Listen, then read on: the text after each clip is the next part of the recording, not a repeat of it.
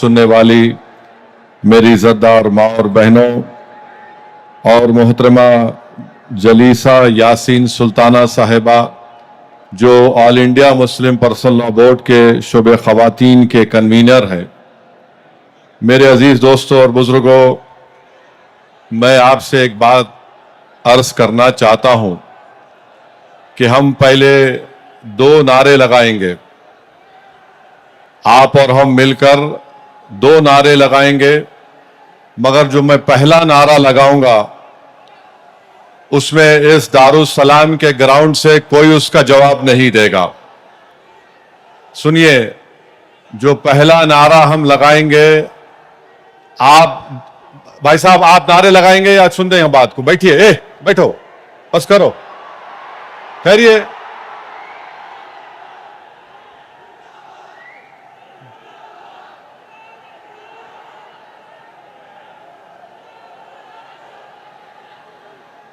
इस ग्राउंड में जितना मजमा है अल्हम्दुलिल्लाह उससे ज्यादा बाहर है, तो ये जरूरी है कि हम उनकी आवाज भी सुने। तो मैं बाहर जो मजमा खड़ा हुआ है उनसे अपील करूंगा कि आप हमारे साथ नारा लगाइए। ग्राउंड में कोई नारा नहीं लगाएगा। नारे तकबीर, नारे तकबीर।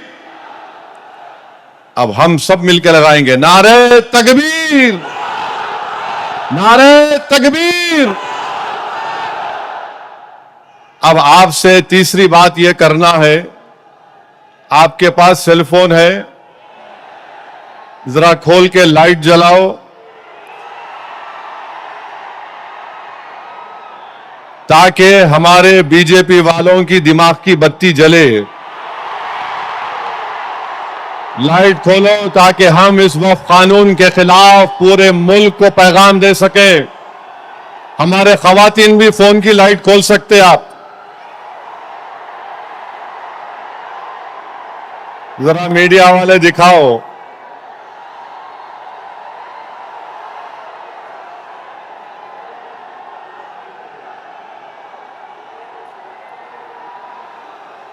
आप जरा जेब में रख लो फोन को। आपसे अहम बात यह कह रहा हूं कि अब जब जलसा खत्म हो के यहां से आप निकलेंगे, आप लोग पुरअमन तरीके से अपने अपने मुकामात को जाएंगे। आप झंडे लहराते हुए नहीं जाएंगे, सब्र और तहम्मुल का मुजाहरा करते हुए सरजमीन हैदराबाद के अमन को और मजबूत करते हुए आप यहां से जाएंगे। जाएंगे ना आराम से इंशाअल्लाह।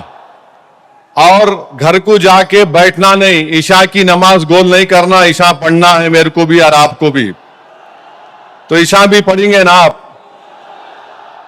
अब मसला यह है कि किसी शायर ने अच्छा कहा था, जब जमीर और ज़र्फ का सौदा हो दोस्तों, जब जमीर और ज़र्फ का सौदा हो दोस्तों, कायम रहो हुसैन के इनकार की तरह।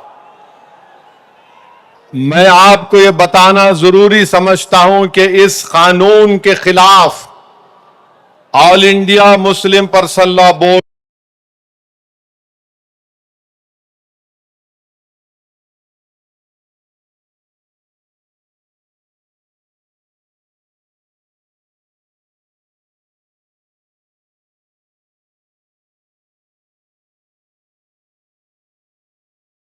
हम सिर्फ अपने कब्रस्तानों को या ईदगाह को बचाने के लिए एहतजाज नहीं कर रहे। हम एहतजाज इसलिए कर रहे हैं कि जो सियासी ताकतें आज इस मुल्क पर हुक्मरान हैं वो हमको मिटाना चाहते हैं, और हम उनको ये बताना चाह रहे हैं कि हम अपने आप को मिटने नहीं देंगे। इंशाअल्लाह ताला जमहूरी तरीके से तुम मिट जाओगे। हम उनको बताना चाह रहे हैं कि हम झुकने वाले नहीं हैं।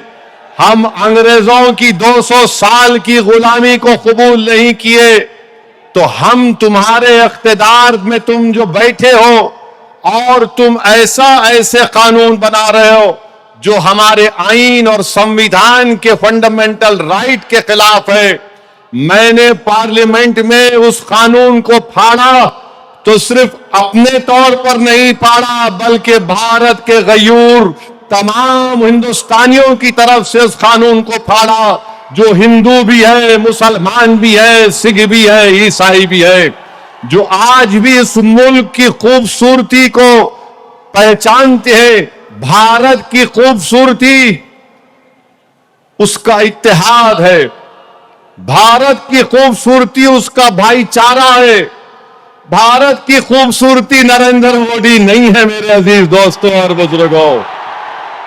भारत की खूबसूरती उसका भाईचारा है, भारत की खूबसूरती उसकी मस्जिद भी है, मंदिर भी है, दरगाहें भी है, खानकाएं भी है। और जो लोग इस भाईचारगी को खत्म करना चाहते हैं वो भारत को कमजोर कर रहे हैं। तो हमारा एहतजाज इसलिए भी है कि वो लोग जो हमको सफ़े हस्ती से मिटाना चाहते हैं, हम उनको पैगाम देना चाहते हैं कि हम मिटने वाले नहीं हैं। मैं बार बार कह चुका हूं, जब तक हम दुनिया में जिंदा है कयामत नहीं आएगी। जिस दिन हम चले जाएंगे सूर फूका जाएगा, याद रखो। और अगर बीजेपी ये समझ रही है कि उन्होंने 2014 में इख्तिदार पर आए तो पहले ट्रिपल तलाक का ऐसा कानून बनाया जो मुस्लिम खवातीन के खिलाफ बनाया, फिर उसके बाद उन्होंने CAA का कानून मजहब की बुनियाद पर बनाया, फिर उसके बाद उन्होंने UAPA के कानून को गंदे तरीके से उसको और ताकतवर बना दिया, फिर उसके बाद उन्होंने मजहब तब्दीली का कानून अपनी बीजेपी जहां पर इख्तिदार में रियासत में बनाया, फिर अब वो यूनिफॉर्म सिविल कोड बनाने की बात कर रहे हैं। 11 साल से नरेंद्र मोदी सिर्फ मुसलमानों की मजहबी शनाख्त पर हमला कर रहे हैं। 11 साल से नरेंद्र मोदी सिर्फ मुसलमानों की मस्जिदों को छीनने की कोशिश कर रहे हैं। 11 साल से नरेंद्र मोदी मुस्लिम खवातीन को ताकतवर बनाने के बजाय उनके सरों से हिजाब को छीन रहे हैं। 11 साल से नरेंद्र मोदी बुलडोजरों के जरिए सबसे ज्यादा दलित और मुसलमानों के घरों को तोड़ दिया। अब यूनिफॉर्म सिविल कोड के नाम पर हमारी शरीयत को हमसे छीनना चाहते हैं। वो शरीयत जो शरीयत एप्लीकेशन एक्ट 1937 है, जब संविधान बन रहा था तो बाबा साहेब अंबेडकर ने कहा था कि शरीयत एप्लीकेशन एक्ट बरकरार रहेगा, मगर आज नरेंद्र मोदी ये समझते हैं कि मैं बाबा साहेब अंबेडकर से बड़ा दूरंदेश हूं। मिस्टर मोदी, आप अंबेडकर के पैर की धूल भी नहीं है, इस बात को याद रख लो आप मेरे अजीज दोस्तों और बुजुर्गों। और दूसरी बात यह, मैं आपसे कह रहा हूं कि अपने सफों में इत्तेहाद को मजबूत रखिए। ये लड़ाई जो आप और हम मिलकर अपने दीगर सेकुलर हिंदू भाइयों के साथ, सिख भाइयों के साथ लड़ रहे हैं, याद रखो बीजेपी संघ परिवार हमारे सफों से बाज मीर जाफर, मीर सादिक को खड़ा करेगी। इनसे एहतियात करो। मगर आज मालूम हुआ कि जाफर पाशा में कश्फो करामात भी है। मुझे अभी किसी ने व्हाट्सएप पर भी जाया कि जो इस वफ की कानून की ताईद में आ रहे हैं, जो बड़ी बड़ी बातें करते हैं, ख्वाजा अजमेरी के आस्थाने से उनका ताल्लुक है, जाफर पाशा की तकरीर को लाइव बैठकर देख रहे थे, तो मालूम हुआ उनको भी बड़ा डर हो गया है कि अब हैदराबाद से एहतजाज बुलंद होगा। अरे जो तुम ख्वाजा अजमेरी के आस्थाने के जिम्मेदार हो ना, मैं पार्लियामेंट में इंशाअल्लाह ताला ख्वाजा एक्ट के तरमीम का एक बिल लाऊंगा और प्राइवेट मेंबर्स बिल लाकर कहूंगा कि तुम नहीं बनोगे, उसमें पसमानदा को किसी को बनाना पड़ेगा। तुम तायीद करोगे, मैं तो ला रहा हूं प्राइवेट मेंबर्स बिल आइंदा सेशन में, तुम देखना। अरे तुम लोग कितना गिर सकते हो, तुम कितना गिर सकते हो, कम से कम उस आस्ताने की निस्बत का तो लिहाज रख लो। तुम उस आस्ताने की निस्बत का तो लिहाज रख लो, और इस बात को भी याद रख लो कि जब तुम और हम इस दुनिया से जाएंगे तो आरएसएस वाले अगर तुमको कंधे पर लेकर गए कब्रिस्तान में, तो फिर अंदर जाने के बाद जब फरिश्ते पूछेंगे कौन है तेरा रब, तो तुम क्या मोदी बोलोगे या अल्लाह बोलोगे? देख लो इस बात को। हम तो अल्लाह ही बोलने वाले हैं और बोलते रहेंगे। अल्लाह ही हमारी मदद करेगा और अल्लाह ही इनको शिकस्त देगा इंशाअल्लाह ताला। हम तौहीद परस्त हैं और हमको फख्र है इस बात का कि रब्बे कायनात जिस चीज का मालिक अल्लाह है, मोदी कह रहे हैं कि उसका मालिक अल्लाह नहीं रहेगा। अब मोदी आप खुद देखा गए, अल्लाह कैसा बता देगा अपना जल्ले जलालहू, आप देखेंगे। आप इसको, इस कानून को तुमको वापिस लेना पड़ेगा। जिस तरह हमारे किसान भाइयों ने हमको रास्ता दिखाया, हम उसी रास्ते पर एहतजाज करेंगे। जब तक कानून वापिस नहीं होगा, भारत में पुरअमन एहतजाज होगा। आप तैयार हैं एक लंबी जमहूरी लड़ाई लड़ने के लिए, या फिर कोका कोला की तरह उड़ के फिर ठंडे तो नहीं बैठ जाएंगे? क्या आप तैयार हैं एक जमहूरी एहतजाजी लड़ाई लड़ने के लिए? अगर आप तैयार हैं तो आप अपने आप से वादा कर लीजिए कि जब तक ये काला कानून वापिस नहीं होगा, हम एहतजाज करेंगे, हम पीछे नहीं हटेंगे, पुरअमन एहतजाज हमारा होगा। याद रखो मेरे अजीज दोस्तों और बुजुर्गों, हम अल्लाह जिस जमीन का, जिस जायदाद का मालिक है, उसकी हिफाजत के लिए आगे बढ़ रहे हैं। हम अल्लाह के घर की हिफाजत के लिए आगे बढ़ रहे हैं। हम औलिया अल्लाह के आस्थानों की हिफाजत के लिए आगे बढ़ रहे हैं। हम अपने ईदगाहों की हिफाजत के लिए आगे बढ़ रहे हैं। और याद रखो इंशाअल्लाह ताला अल्लाह हमारी इस कोशिशों को कबूल करेगा, अल्लाह हमारे इस ईसार को कबूल करेगा। हम जो कुछ भी कर रहे हैं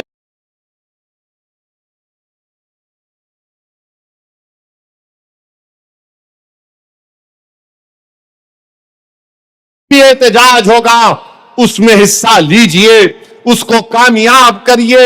ये कोई सियासी पार्टी का एहतजाज नहीं है, ये इलेक्शन के वोटों को बटोरने का एहतजाज नहीं है। जिस चीज का मालिक है उसकी हिफाजत करने के लिए एहतजाज हो रहा है पूरे मुल्क में इंशाअल्लाह ताला। जो मुस्लिम पर्सनल लॉ बोर्ड ने प्रोग्राम बनाया उसमें हिस्सा लीजिए। जो तारीख के दिन आपसे कहा गया लाइट बंद करना, लाइट बंद करेंगे या नहीं बंद करेंगे? नहीं तो बोलेंगे अम्मा 10 मिनट सीरियल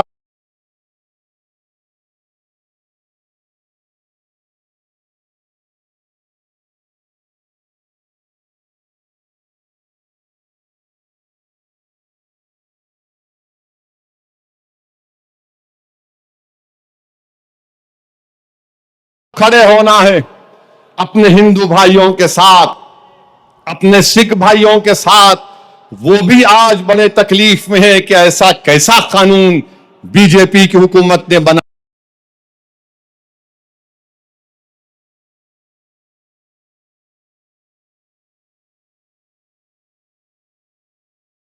वो हमारे दीनी भाई हैं मेरे भाई, खुदारा उनके बारे में कोई गलतफहमी मत रखिए।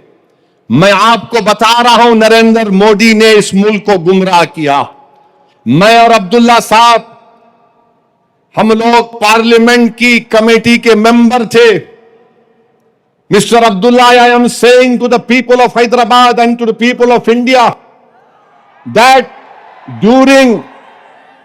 during the deliberations of the joint working committee, the Bora community had come, Dawoodi Bora community had come to the committee along with King's Counsel Mr. Salve, Harish Salve, and they had given a representation, you remember, They wanted exclusion from the Waqf Act. They had clearly said, we have nothing to do with this bill. The Dawoodi Bohra have clearly stated that in 1962, the Supreme Court has given them a definite definition of religious denomination. The Dawoodi Bohra have said, if you remember, that they believe in the concept of Dail Mutlaq. And this Waqf bill goes contrary to that. It is part of their faith. मैंने ये कहा कि अपने दाऊदी बोरा भाइयों की ईमानदारी पर हरगिज शक मत करो। नरेंद्र मोदी हमारे इत्तेहाद को कमजोर करना चाहते हैं। दाऊदी बोरा के लोग पार्लियामेंट की कमेटी के पास आए थे। लंदन से मयानाज वकील किंग काउंसिल जनाब हरीश साल्वे साहब को लाकर पार्लियामेंट की कमेटी के सामने कहा कि हम 2024 का कानून नहीं चाहिए, हमको वक्त से अलहदा करो, क्योंकि दाऊदी बोरा जो शियाओं की ब्रांच है, उन्होंने कहा कि हमारे पास दाइल और मुतलक है। उनके जो रूहानी पेशा है मुफद्दल साहब, अल्लाह उनको सलामत रखे, वो उनकी मौजूदगी में कोई मुतवल्ली नहीं हो सकता। लिख कर दिया उन्होंने कि हमको इस वक्फ एक्ट से लेना देना नहीं, इनको निकाल दो। तो ये इनको बुलाया गया, मोदी ने बुलाया इनको, और नरेंद्र मोदी ने कितना गुमराहकुन बात की, बैठ के कहा कि मैंने 3 साल पहले ये बिल बना दिया, आप लोगों को नहीं मालूम होगा, मैंने भिजा दिया आपको और कहा कि कॉमा फुल स्टॉप लिख दो। मोदी ये पैगाम दे रहे हैं भारत के सेकुलर हिंदू भाई बहनों को, सिखों को और मुसलमानों को, मैं तो नहीं लाया ये बिल, ये तो ये लोग बोल के लाया मैं। आप समझ रहे हमारी बात को? और हम जब कमेटी में थे, हम मिनिस्ट्री ऑफ माइनॉरिटी अफेयर से पूछे कि कानून तुम क्यों लाए, क्या तुमने मुसलमानों से बातचीत की, क्या तुमने इस बिल के बारे में बात की? एक वर्ड नहीं बोल सके वो लोग। The committee when called the Ministry of Minority Affairs, they didn't have anything to say. Why did they bring this bill? You are witness to it. अब मोदी इन दाऊदी बोराओं को बदनाम करने के लिए, पूरे देश में पैगाम देने के लिए कि देखो मैं तो 3 साल पहले उनको बिल दिया था। मेरे भाई, ये साजिश है हमारे इत्तेहाद को कमजोर करने के लिए। मोदी जी, आप शतरंज की चाल खेल रहे हैं, हम भी जानते हैं शतरंज कैसा खेलना सियासत में। डॉक्यूमेंट्स है, आज मैं एक्स पर सोशल मीडिया पर डॉक्यूमेंट्स डाल दिया हूं। दाऊदी बोरा लोगों ने कमेटी को दिया, वो 1924 से कह रहे हैं कि हमको वक्फ कानून में मत रखो, क्योंकि हमारा जो जूरिस्प्रूडेंस है, हमारा जो फिक्र है, वो दाइल मुतलक के ऊपर है। तो आपसे अपील कर रहा हूं कि अपने दिमाग में 1% भी दाऊदी बोरा हमारे दीनी भाइयों के खिलाफ कोई शक मत करिए। वो तो नहीं चाह रहे थे, इनको तो पप्पा जी बुला के बोल दिए आपको वजह से करा मैं। अब चौथी बात यह है, बीजेपी वाले बोल रहे इसमें सब कुछ है, मुसलमानों का फायदा है, औरतों का फायदा है। आज से थोड़े दिन पहले हैदराबाद में फतेह दरवाजे पे एक चालाक आदमी था, लगता है उन्हें भी मोदी जी की शागिर्दी में निकला सो था। उन्हें क्या बोला, आप मेरे पास आओ, जिसके सर टकले हैं मैं दवा देता हूं, बाल उग जाते। लाइन लग गई वहां पे, लगा दवा लगा, बाल उगते। अब पब्लिक बेचारी, तो मोदी जी भी यही बोल रहे, दवा ले लो सब चीज ठीक हो जाती। इनकी दवा नहीं है, ये दवा मौत है। ये दवा नहीं दे रहे, मौत का पैगाम दे रहे। ये वक्फ को छीनने के लिए ला रहे हैं। आप सोचिए, दाऊदी बोरा लोगों ने सेक्शन 2 लिख कर दिया, तो मोदी ने क्या किया, दाऊदी बोरा का नाम लेके सेक्शन 2 बना के उस भारत के दौलतमंद आदमी जिसने हमारे खोजा भाई, ये भी शियाओं का एक ब्रांच है, खोजा ट्रस्ट से खरीद कर 21 करोड़ में अपना आलीशान महल बना लिया। सेक्शन 2 का फायदा उस शख्स को होगा। हम हैदराबाद में क्या बोलते हैं, किसकी दुकान पे किसकी फातिया, क्या बोलते हैं? नाना मामू की दुकान पे नाना की फातिया, तो दाऊदी बोरा को सामने रख के मुकेश भाई की फातिया पढ़ दी है इन्होंने काम कर दिया। सेक्शन 2 से उनको फायदा होगा। तो आपको और हमको मुत्तहिद रहना है, शिया सुन्नी इत्तेहाद को मजबूत रखना है। आप शिया सुन्नी इत्तेहाद को मजबूत रखेंगे ना मेरे भाई, ये all India Muslim personal law board के प्लेटफॉर्म पर शिया भी है, सुन्नी भी है। ये पैगाम मुस्लिम पर्सनल लॉ बोर्ड देता है कि हम अपने इत्तेहाद को मजबूत रखें। दाऊदी बोरा को मोदी धोखा दे दिए, उनके नाम को इस्तेमाल करके मुकेश भाई को बोले लो गुलाब जामुन खाओ एंड बी हैप्पी। उनके अच्छे दिन आ गए। तो मेरे अजीज दोस्तों और बुजुर्गों, छठी बात आपसे अर्ज करना चाह रहा था वो ये है कि सदर साहब ने बहुत सी बातें आपके सामने रख दी कि सुप्रीम कोर्ट ने रिलीफ दिया है, मगर आज भी हम वक्फ की जायदाद को खो रहे हैं। लिमिटेशन एक्ट अप्लाई हो गया, जो 12 साल से काबिज है वो मालिक बन रहा है। 6 महीने के अंदर पोर्टल पर चलाना है, नहीं चलाए तो वक्फ से चले जाएगा। वक्फ इवैक्यू प्रॉपर्टीज निकल गई हमारे हाथ से। 100 एकड़ जमीन है पंजाब हरियाणा में जो आज गवर्नमेंट उस पर काबिज हो चुकी है। रिपोर्ट आई कि उत्तर प्रदेश में 500 से ज्यादा वक्फ प्रॉपर्टीज को उत्तर प्रदेश की सरकार ने गवर्नमेंट की प्रॉपर्टी डिक्लेयर कर दिया। तो मेरे अजीज दोस्तों और बुजुर्गों, और इसमें एक है वक्फ अल औलाद अब नहीं कर सकेंगे आप।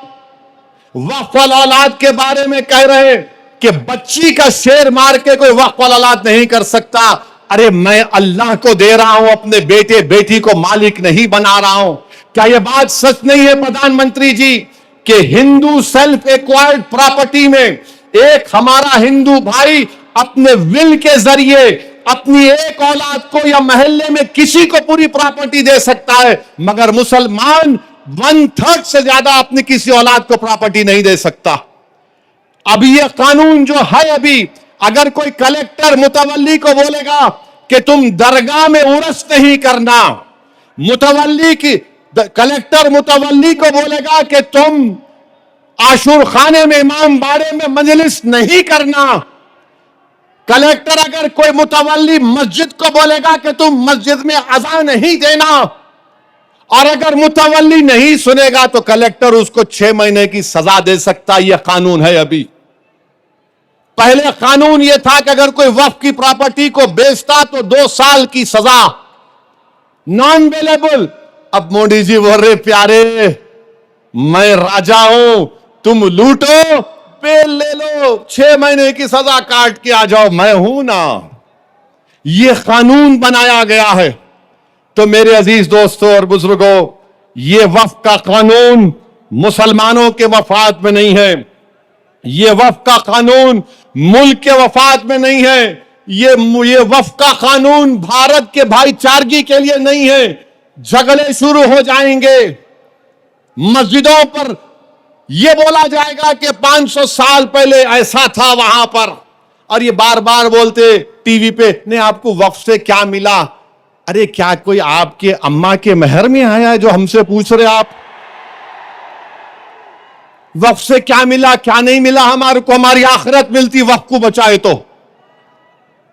ख्वाजा बंदा नवाज की दरगाह, मेडिकल कॉलेज है, इंजीनियरिंग कॉलेज है, वक्फ का है। हमदर्द रूह अफ़ज़ा पिए तो वो भी वक्फ का है। कलेजे को ठंडक पहुंचती, तुम लोग पियो जरा रूह अफ़ज़ा।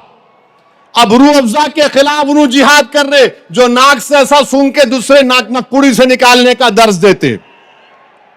कहां जाएगा ये मुल्क?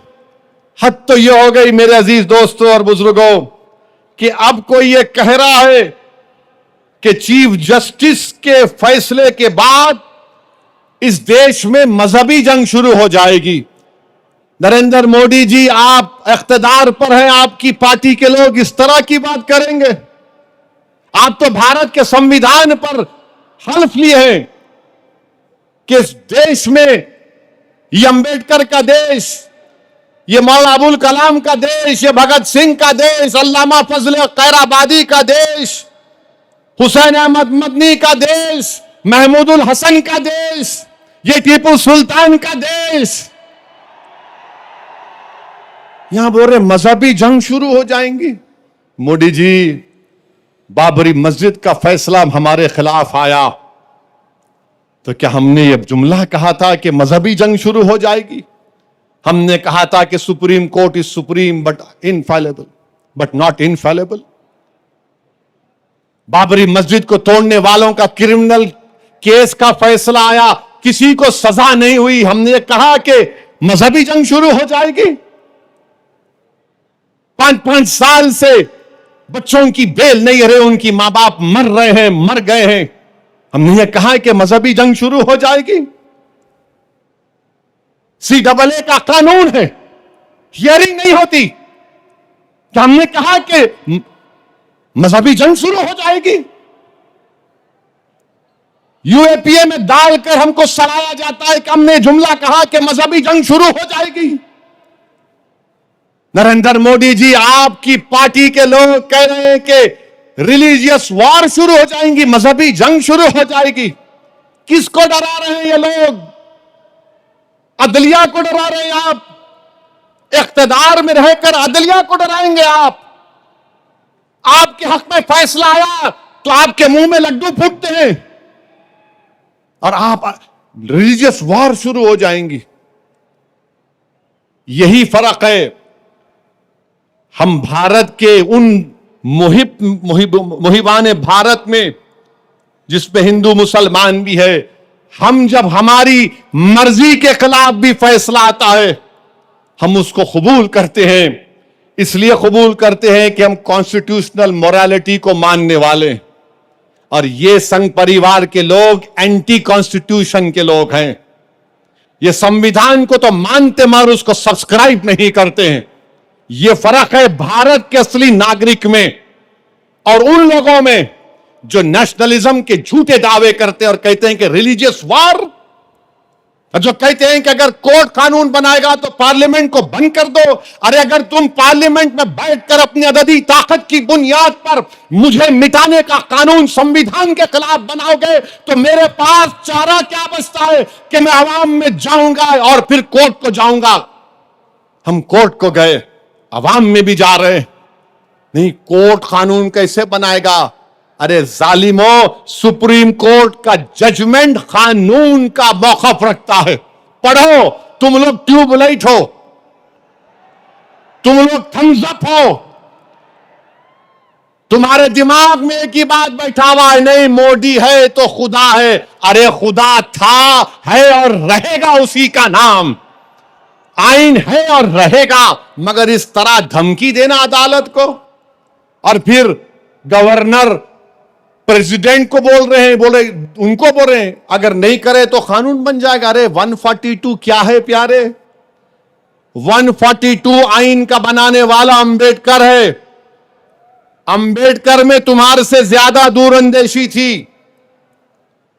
आप ये बोल रहे हैं कैसा बनाए, वो कैसा बनाए, हम ऐसा कर देंगे। मगर मेरे अजीज दोस्तों और बुजुर्गों, बीजेपी आइन पर एक फ्रॉड कर रही है और डरा रही है। रिलीजियस वार की धमकी बीजेपी दे रही है। मिस्टर मोदी, कौन रेडिकलाइज हो चुका है बताओ आप? सत्ता में आप है, आपके लोग रेडिकलाइज हो चुके हैं। इतना रेडिकलाइज हो चुके हैं कि कोर्ट को धमकी दे रहे हैं, रिलीजियस वार हो जाएंगी। मोदी जी, अगर ये धमकी देने वालों को आप नहीं रोकेंगे, देश कमजोर होगा और देश कभी भी माफ नहीं करेगा। आज सत्ता इख्तिदार आपके पास है, कल नहीं रहेगा इंशाअल्लाह ताला, कल नहीं रहेगा इंशाअल्लाह ताला। अब भारत का हिंदू भी जान चुका है कि वक्फ का कानून बनाए तो क्या मेरे को नौकरी मिलती। हिंदू जान चुका है कि मुसलमानों की नफरत को दिखाकर, मुसलमानों को डराकर वोट बटोरती आई बीजेपी। दिखाने के लिए कुछ नहीं है। 4.5-5% नौजवानों में बेरोजगारी है, उनके बेरोजगारी को दूर करने का कोई प्रोग्राम नहीं, मगर सिर्फ मुसलमानों को नफरत का निशान बना दो। तो मैं हमारे हिंदू भाइयों से भी अपील कर रहा हूं, जो आपके एंडोमेंट बोर्ड के लिए अच्छा है वो हमारे लिए भी अच्छा होना चाहिए। जो सिख गुरुद्वारा प्रबंधक कमेटी के लिए अच्छा है वो हमारे लिए भी अच्छा होना चाहिए। हमारा मुतालबा सिर्फ यही है कि हम अपनी वक्फ की जायदादों की हिफाजत कर सकें। और ये लोग बोलते नहीं वो उन्होंने ऐसा कर रहे, आजकल मुझ पर भी उंगली उठा रहे। मेरे भाई, मेरी उम्र दरियाफ्ती की नहीं है अब, और तुम याद रखो, तुम जो कुछ बोल रहे ना, मैं सियासतदान भी हूं और आधा वकील भी हूं। तो तुम्हारा वीडियो है मेरे पास, तुमको हैदराबाद आना पड़ेगा प्यारे, तुमको शॉपिंग कराएंगे। You want to see shopping, will show you shopping. जो बोले जा रहे, अगर हम अपनी जबान से बोलना शुरू करें ना, तो तुम्हारा लुत्फा कहां से आए बोल सकता हूं मैं। याद रखो, माफ करना, उलमाए कराम की मौजूदगी में बोल रहा हूं, वक्फ की कानून की मुखालिफत किस बुनियाद पर की जा रही है आप देखो। ये हो जाएगा, वो हो जाएगा, कुछ नहीं होगा, सिर्फ जायदादों को लूटने के लिए किया जा रहा है। तो इंशाअल्लाह ताला जो पर्सनल लॉ बोर्ड का एहतजाज पूरे तेलंगाना में होगा, मुल्क में होगा, अब तालकटोरा स्टेडियम में भी 22 को होगा, मैं हमारे तमाम से अपील कर रहा हूं, इसको कामयाब करिए। आपसे भी अपील कर रहा हूं कि हमको एक लंबी लड़ाई लड़ना है जमहूरियत में, कानूनी लड़ाई लड़ रहे हमारे वकील।